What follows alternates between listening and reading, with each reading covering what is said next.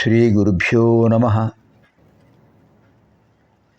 నమో దేవ్యై మహాదేవ్యై శివాయై సతతం నమః. నమః ప్రకృత్యై భద్రాయై నియతాః ప్రణతాస్మతాం. శృతిస్మృతిపురాణానాం ఆలయం కరుణాలయం నమామి భగవత్పాదం శంకరం లోకశంకరం.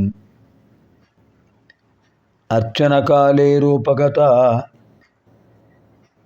సంస్తుతికాలే శబ్దగత చింతనకాలే ప్రాణగత తత్వవిచారే సర్వగత. ఓం ఐం హ్రీం శ్రీం శ్రీమాత్రే నమః. ఓం ఐం హ్రీం శ్రీం శ్రీమాత్రే నమః. ఓం ఐం హ్రీం శ్రీం శ్రీమాత్రే నమః. హయగిరి స్వామివారు ఆగస్టులో వారితో చెప్తున్నారు. నిన్న 19-20 అయ్యాయి, ఇవాళ 21-22.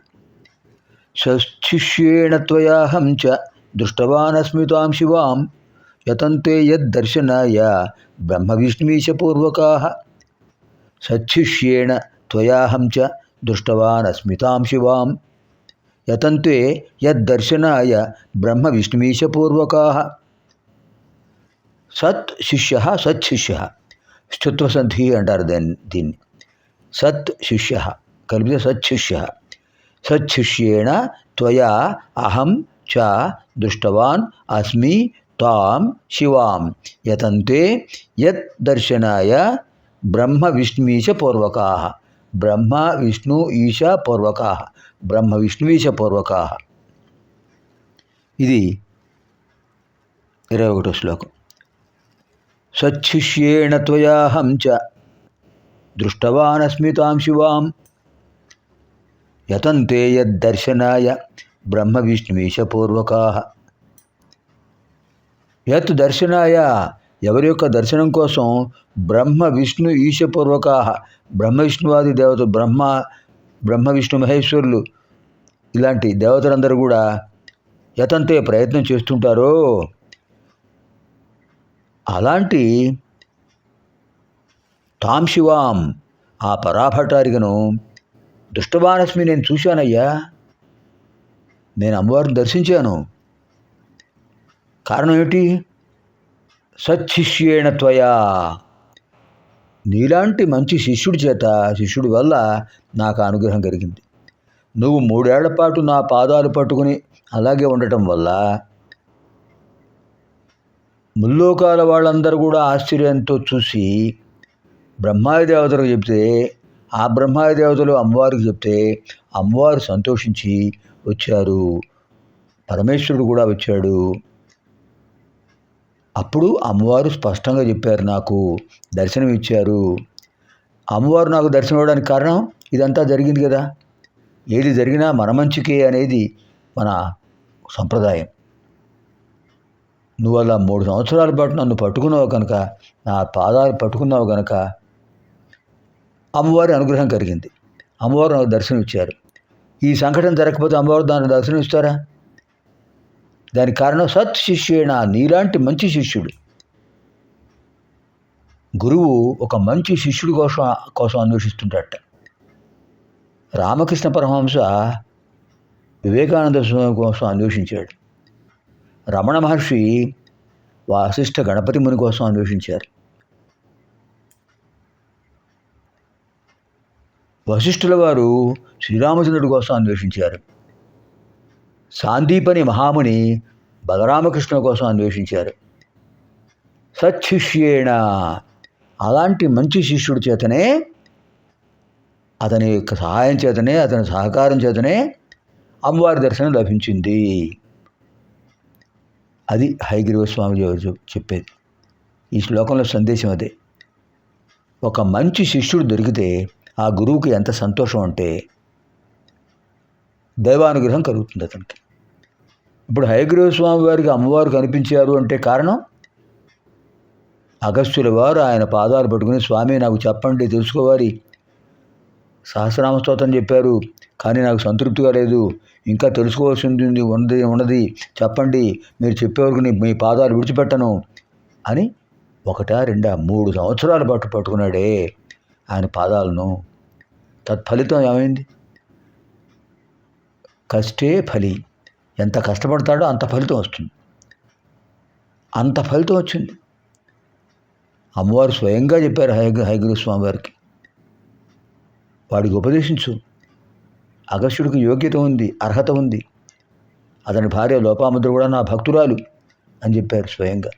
అదే చెప్పారు, సత్శిష్యేణ త్వయా త్వయా సత్శిష్యేణ, నీలాంటి మంచి శిష్యుడి చేత అహం నేను దృష్టవానస్మి తాం శివాం, ఆ పరాభట్టారికం చూశానయ్యా.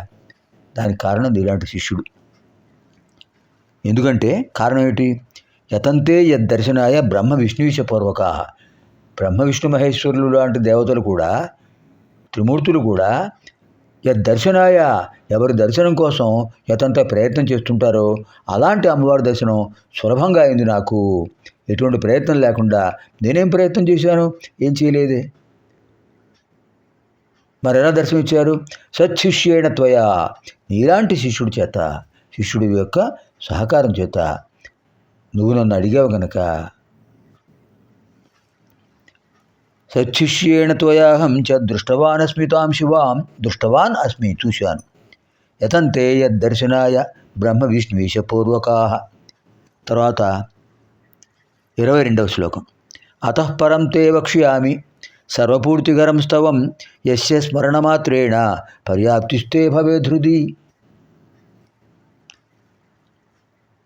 అతః పరం తే వక్ష్యామి సర్వపూర్తికరం స్తవం యస్య స్మరణమాత్రేణ పర్యాప్తిస్తే భవేత్ హృది అంటున్నారు హయగ్రీవ స్వామి గారు. కానీ అతఃపరం తే వక్ష్యామి, తే నీకు, అతఃపరం తే వక్ష్యామి సర్వపూర్తికరం స్తవం యస్య స్మరణమాత్రేణ పర్యాప్తి తే భవేత్ హృది. నువ్వేమన్నావు? నాకు మనస్సు సంతృప్తి పొందలేదు, మీరు లలితాశాస్త్రం చెప్పారు కానీ నాకు సంతృప్తి కలగలేదు, ఇంకా ఏదో ఉన్నది తెలుసుకోవాల్సింది అని అన్నావు కదా. ఇప్పుడు నీకు నీ హృదయంలో, నీ మనస్సు, నీ హృదయానికి సంతృప్తి కలుగుతుంది. అది